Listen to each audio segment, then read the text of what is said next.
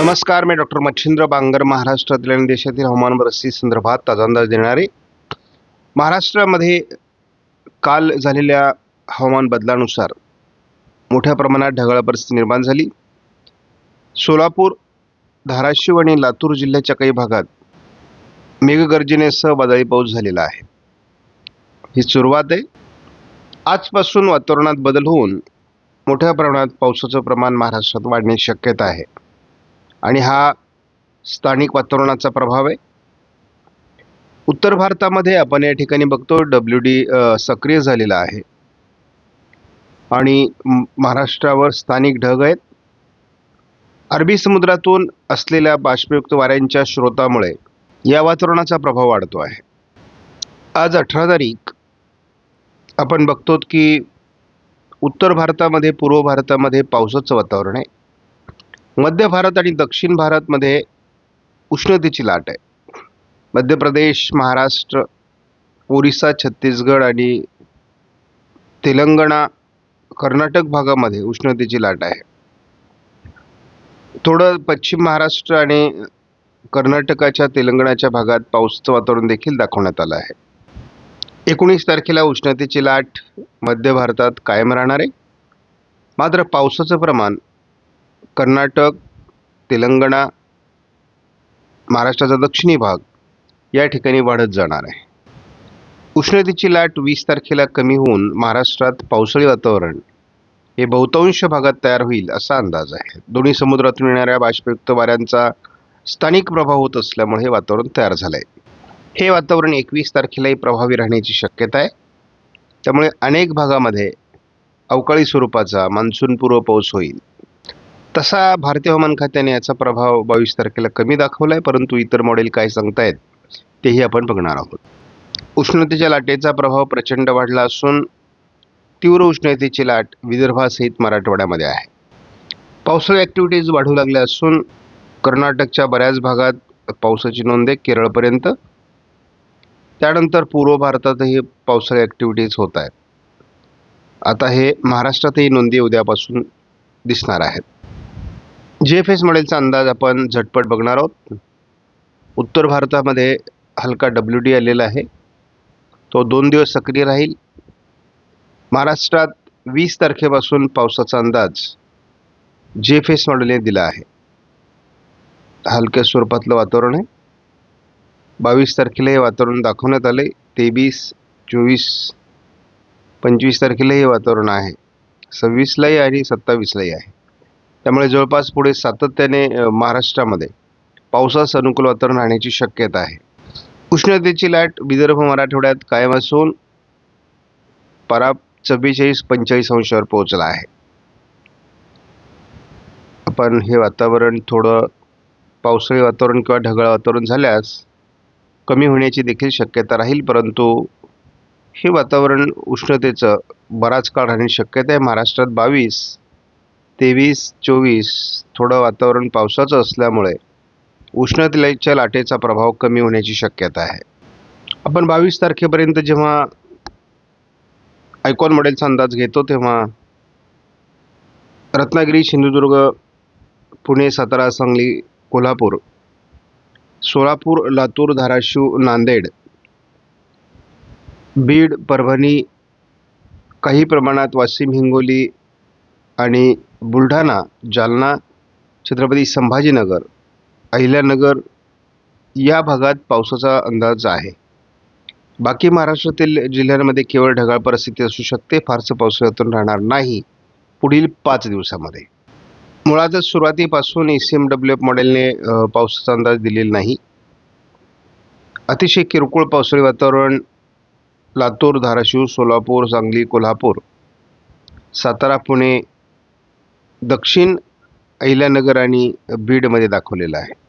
परंतु हे संपूर्ण वातावरण जरी छत्रपती संभाजीनगर, परभणी, जालनापर्यंत असलं, नांदेडपर्यंत असलं तरी किरकोळ दाखवलेलं आहे ECMWF मॉडेलने. परंतु सध्या मान्सूनपूर्व पावसाला ECMWF मॉडेलचा फारसा अंदाज जुळत नाही.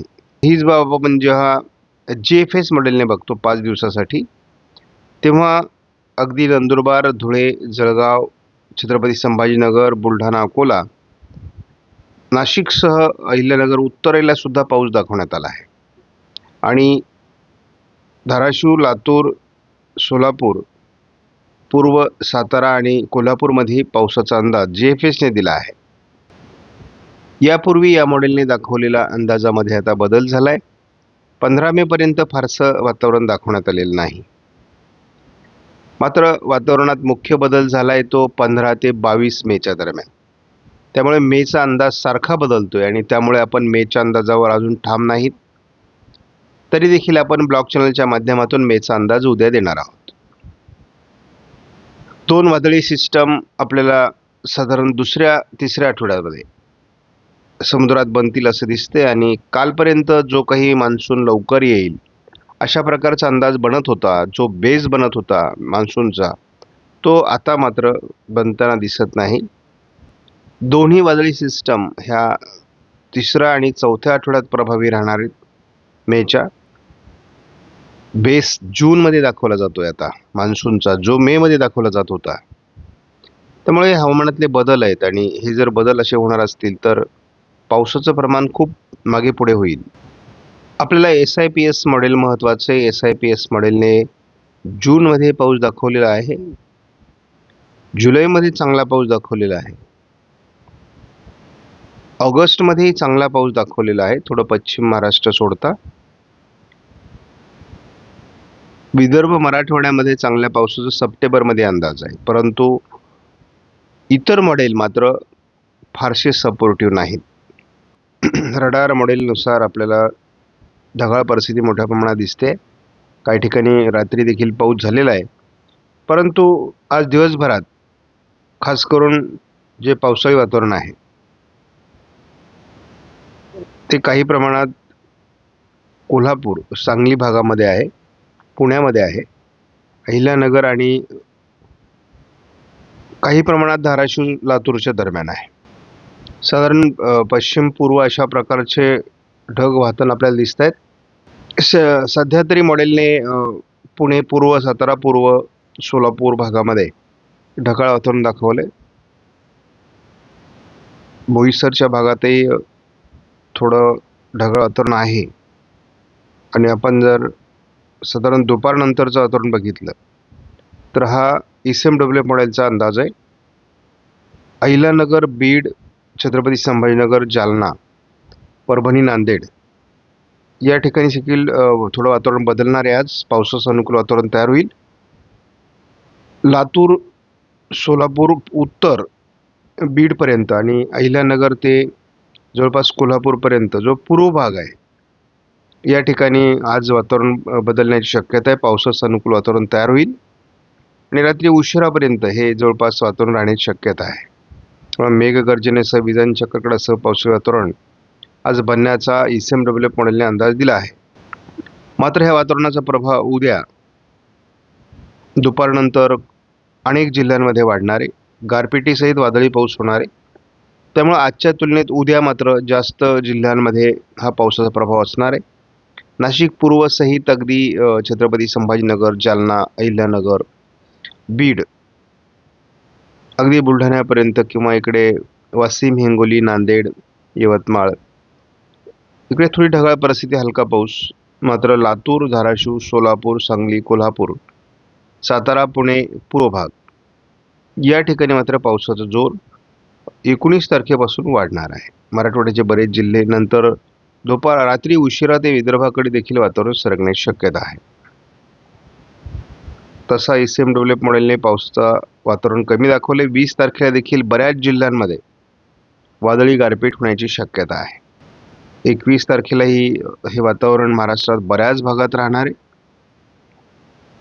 22 तारखेला या वातावरणाचा प्रभाव थोडा हलकासा कमी होणार, मात्र सोलापूरच्या वगैरे भागात थोडं ते वातावरण राहणार आहे. कारण महाराष्ट्रासाठी आयकॉन मॉडेलचा अंदाज सकाळपासूनच दाखवला जातोय. ढगाळ वातावरण मोठ्या प्रमाणामध्ये विदर्भ, मराठवाडा, पश्चिम महाराष्ट्र आणि दुपारनंतर पावसाला सुरुवात होईल. यामध्ये पुणे, सातारा, सांगली, कोल्हापूर, सोलापूर, लातूर, धाराशिव, बीड या भागामध्ये पावसाचा जोर राहणं अपेक्षित आहे. अगदी दक्षिण अहिल्यानगर आणि छत्रपती संभाजीनगर, नाशिक पूर्व, जालनामध्ये याचा प्रभाव राहण्याची शक्यता आहे. कारण आयकॉन मॉडेलचा अंदाज अतिशय प्रभावी राहिलेला आहे अवकाळी पावसासाठी. उद्या मात्र कोल्हापूर, रत्नागिरी, सिंधुदुर्ग, सातारा, पुणे या भागात पावसाचा जोर राहणार आहे. आणि हा पावसाचा जोर नाशिक पूर्व, छत्रपती संभाजीनगर, अहिल्यानगर, बीड, जालन्यापर्यंत राहणार आहे. धाराशिव, लातूर, नांदेड, यवतमाळमध्येही पावसाचा प्रभाव राहण्याची शक्यता या मॉडेलने व्यक्त केली आहे. पावसाचा मोठा प्रभाव आपल्याला कोल्हापूर जिल्ह्यामध्ये, सांगलीमध्ये, सोलापूरमध्ये, लातूर, धाराशिव, नांदेड, वाशिम, हिंगोली, जालना, छत्रपती संभाजीनगर, अहिल्यानगर, पुणे या भागात आयकॉन मॉडेलने 20 तारखेला दाखवलेले आहे. आणि 20 तारखेला मोठा प्रभाव किंवा मोठा पावसाळ्यासारखा पाऊस आपल्याला बीड, अहिल्यानगर दक्षिण, लातूर, धाराशिव, सोलापूर, सांगली, कोल्हापूर, पुणे पूर्व, सातारा पूर्व भागात होताना दिसणार आहे.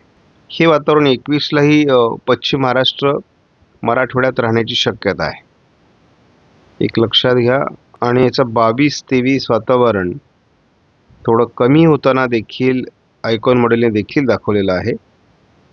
त्यामुळे सोलापूर जिल्ह्यात पुन्हा एकदा दक्षिणेला 24 तारखेला वातावरण असणार आहे, कोल्हापूरमध्ये असणार आहे. आज आपण असं बघतो की आयकॉन मॉडेलचा अंदाज आहे ठराविक काही जिल्ह्यांमध्ये पावसाचं प्रमाण वाढणार आहे. त्यामुळे त्या दृष्टीने अंदाजाकडे लक्ष द्या. आपणास व्हिडिओमधील माहिती महत्त्वपूर्ण वाटल्यास लाईक करा, शेअर करा, चॅनलला सबस्क्राईब करा. धन्यवाद. जय हिंद, जय महाराष्ट्र, जय बळीराजा.